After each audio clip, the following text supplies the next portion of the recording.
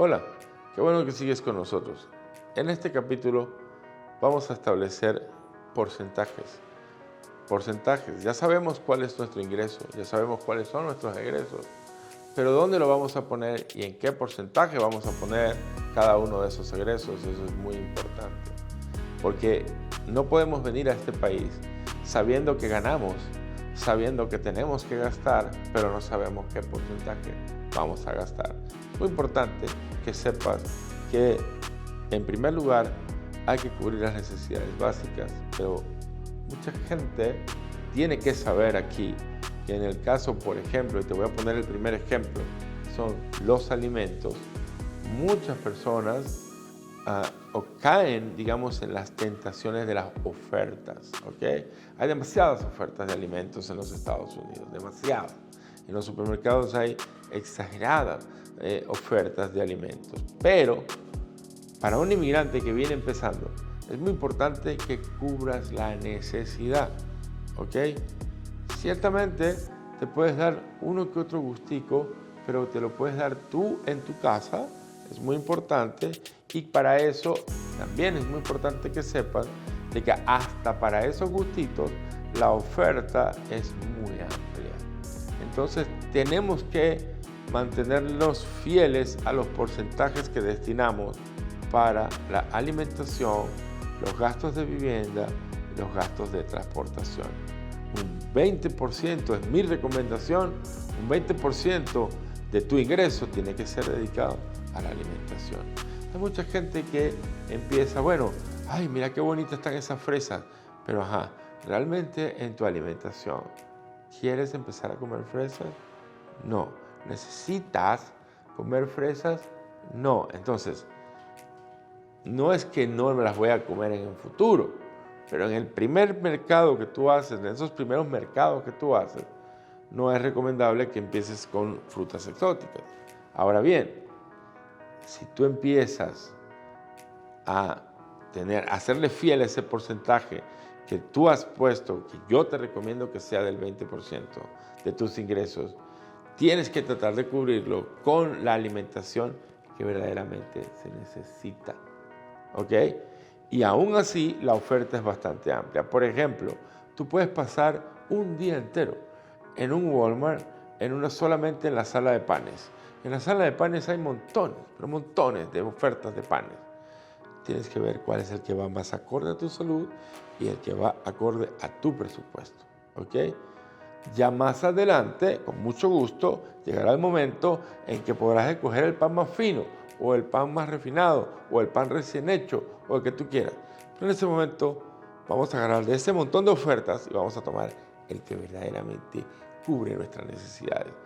Por otra parte, he visto muchas personas que cuando llegan a estas tiendas se enamoran de ciertos alimentos que no siguen siendo de prioridad. Y es muy importante que sepas que la prioridad, empezando en este país, es muy importante. Por ejemplo, hay gente que cree o dice creer que el cereal es una necesidad en la canasta básica. Y quiero que sepas que no es así. No está comprobado por todos los nutriólogos que el cereal no es una necesidad. Es un gusto que te puede dar y puede formar parte de una futura dieta. ¿Cómo que no? Claro que sí. Pero para un migrante que está empezando, quiero que sepas que no es una necesidad. Hay maneras de complementar ese tipo de alimentación con algo más económico y que verdaderamente cubra la necesidad, ¿ok? Eso es vital. Yo destinaría, y es mi recomendación muy personal, un poco más del 20% al transporte. Y de eso te voy a decir por qué. En esta siguiente parte te voy a hablar de lo que es el transporte. ¿Por qué? Porque el transporte, al igual que la comida, que tiene sus, como quien dice, sus derivados, o como decimos nosotros en mi país, unas conchitas de mango, el transporte también tiene sus conchitas de mango. Bien, una vez que tenemos claro el porcentaje de alimentos, viene la parte de vivienda y transporte. Son cosas que se combinan. Estos porcentajes hay que combinarlos muy bien. Quiero que tomes en cuenta dos cosas muy importantes. La vivienda. Al principio, cuando tú llegas en este país, hay muchas cosas, tú tienes que conocer que hay muchos complejos de apartamentos que te brindan la oportunidad de poder alquilarte un departamento. Pero tienes que tomar en cuenta de que estos complejos de apartamentos ofrecen un sinnúmero de cosas que tienen un sinnúmero de no uso, es decir, cosas que tú no vas a usar. Por ejemplo, hay complejos de apartamentos que te ofrecen 20 canchas de tenis. Tú no usas nunca la cancha de tenis, no juegas tenis. No, al principio, cuando tú llegas a este país, no piensas es que vas a jugar tenis. No, o sea, al principio tú estás pensando en producción, en una serie de cosas que te van a llevar tiempo. Y tiempo que no lo vas a tener para dedicárselo a unas canchas de tenis. Pero estamos hablando de que tú eres un inmigrante que acaba de llegar a este país o que está empezando o replanteándose en los Estados Unidos. Entonces, es muy importante que sepas de que te ofrecen 3 piscinas. ¿Para qué si tú no las usas nunca? Si vienes con un niño, si vienes con un solo hijo, puede ser que tu señora y tu hijo la utilicen una que otra vez. Pero realmente, y van a utilizar una piscina, no van a utilizar 3. Entonces ellos te dicen que tienen 3 piscinas.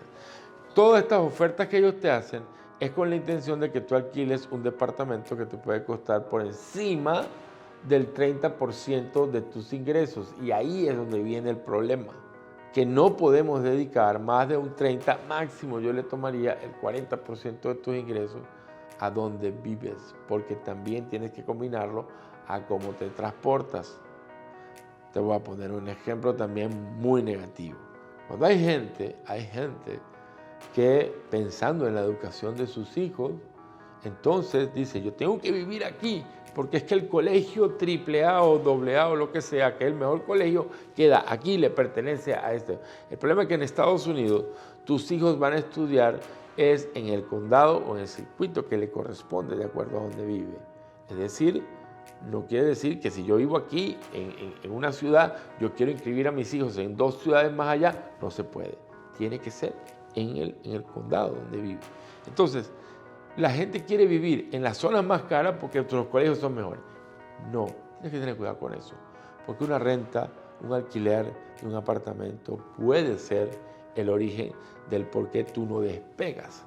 No llegas a esa tranquilidad económica que todo el mundo quiere para despegar por sí solo en este país. ¿Por qué? Porque la renta te está ahogando. Estás gastando más del 50% de tus ingresos en una renta y eso es grave. Eso yo no lo recomiendo. Yo recomiendo máximo un 40% de los ingresos en renta para que la renta no se convierta en un dolor de cabeza. Entonces, si al principio yo puedo vivir en una zona más módica, donde el complejo de apartamento a lo mejor no tiene piscina, donde el complejo de apartamento a lo mejor no tiene canchas de tenis, pero tiene unos apartamentos muy bonitos, bien pintaditos, bien chéveres, y tú vives ahí tranquilo, pues no hay ningún problema en que hagamos ese esfuerzo. También, por otra parte, esto tiene que ver mucho con los vehículos. Tienes que tener mucho cuidado con los vehículos. En los Estados Unidos hay mucha gente que, y eso lo expongo en el capítulo ya escrito, hay mucha gente que te dice, cómpramelo aquí y yo te lo financio aquí y tú me lo vienes a pagar aquí. Ojo, ojo, ten cuidado, ponle un bombillo amarillo, yo le colocaría a estos anuncios. ¿Por qué? Porque no todos tienen una tasa de interés apropiada para ti. Mucha gente agarra un carro de estos y pasan 2 años, 3 años y todavía siguen debiendo el precio original de lo que el carro costó. ¿Me entiendes? ¿Por qué? Porque las tasas de intereses que ellos utilizan son las más altas, las que les permite el Estado. Entonces, por ejemplo, si tú vienes al estado de Georgia, la tasa más alta está entre el 24 y el 25% al año. Eso es un montón de plata cuando tú vas a comprar un carro. ¿Ok? Y luego ellos mismos, como la facilidad de que no te chequean el crédito, no requieren de muchas documentaciones ni nada por el estilo, sino que tú le das la inicial y de una vez te entregan el carro, entonces tú te alumbras y dices, bueno, ya tengo el carro. Pero en vez de ser una solución, puede ser el origen de un problema. Por 2 razones. Primero, por la tasa de interés. Y segundo, porque por lo general no son carros nuevos que te van, o carros que en condiciones que un carro después te puede estar pidiendo en partes de mantenimiento. Y quiero recordarte algo. En los Estados Unidos, un mecánico, la mano de obra es doble, el triple más caro de lo que puede costar una parte de un vehículo. Entonces, tienes que tener mucho cuidado con esto. a la hora de escoger un vehículo, ¿ok? Y sobre todo también combinarlo a la hora donde vas a vivir. Si tú sabes que puedes producir o estás trabajando cerca de un área, trata de mudarte cerca, ¿ok? No hagas contratos en los apartamentos. Quiero que sepas algo. Mientras más corto es el contrato, más alta es la renta. Mientras más largo es el contrato, más baja es la renta. Entonces, hay que escoger bien dónde voy a vivir, que me quede cerca del trabajo o a lo mejor tenga acceso a un transporte público. ¿Por qué? Porque ahí viene la otra parte. Voy a tener un vehículo que no lo voy a depreciar tanto. ¿Por qué? Porque no le voy a sacar tantas millas. Si te mudas para una zona muy buena, muy exclusiva, pero está lejos de tu trabajo, entonces ese carro se va a depreciar en millas y te va a generar gastos. Entonces tienes que ser equitativo en ese porcentaje. Estamos hablando de porcentajes, 20% para la comida, 30% en vehículos y gastos de vehículos y máximo un 40% para la renta. No se te olvide. Bien, muy importante que sepas que en el caso de con quién vivir, tenemos aquí en los Estados Unidos algo muy peculiar. A todos nos gusta una mascota. Queremos tener mascotas en nuestra casa. Hay complejos de apartamentos que nos aceptan las mascotas y hay otras que no. Ojo con esto, que hay muchos complejos que te cobran un depósito adicional y un adicional en la renta por el hecho de tener una mascota. Eso es muy importante y ahí puedes tener un gasto superfluo ahí. Tienes que cuidarte muy bien en eso. Pero lo más importante que quiero que sepas en este capítulo, en esta parte de este capítulo, es que una mascota en los Estados Unidos es un hijo más. Es un ser que vive, que tienes que cuidarlo tal cual. Tiene que tener su veterinario, tiene que tener sus vacunas, tienes que tener su alimentación, porque una mascota que no esté bien cuidada, un vecino te puede denunciar y te puede buscar muchos problemas. Entonces es muy importante que sepas que la mascota no es un hobby en los Estados Unidos, es un ser vivo, es un ser que necesita, que requiere, es un hijo más. Es un hijo más que requiere de atención y que requiere de gastos. Ojo con esta palabra que te digo, gastos, ¿vale? Fíjate bien, hay una cosa que es muy interesante dentro de los gastos superfluos que pueden haber en un complejo de apartamentos. Por eso es que yo recomiendo siempre que tienes que pensar muy bien dónde te vas a mudar. ¿Por qué? Porque en los Estados Unidos tenemos que lavar la ropa como en todas partes.